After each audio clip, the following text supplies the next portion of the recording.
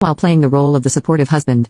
He'd stolen my time, my money, and my trust, but most importantly, he'd stolen my choice about my own future. Well, now I was taking that choice back. I heard Josh's car pull into the driveway around 6. Taking a deep breath, I rehearsed my composure one last time. I had already put away all evidence of my afternoon discovery, making sure everything in the attic was exactly as it had been. The house smelled like the cannelloni I'd thrown together, his favorite meal. Though now, the thought of cooking for him made my stomach turn. "Something smells amazing," he called out as he walked in, briefcase in hand. He came up behind me and tried to kiss my cheek, but I shifted away, pretending to need something from the cabinet. "About this morning," he started, his voice gentle. "I know you're frustrated. Maybe we could look into more natural fertility treatments. I've been reading about this holistic doctor." I almost laughed at the absurdity. Here he was, suggesting yet another dead-end treatment, knowing full well why nothing would work. Instead, I forced a smile. "Maybe you're right about waiting," I said, watching his reaction carefully. "We could take a break from trying."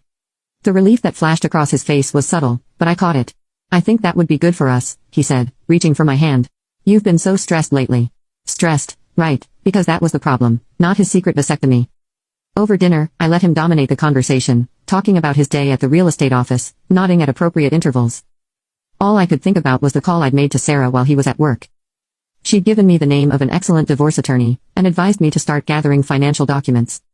"I was thinking," I said carefully, pushing my food around my plate, "maybe I should look for a better paying teaching position, for when we do start our family." Josh smiled encouragingly. "That's a great idea, honey. You're such a wonderful teacher.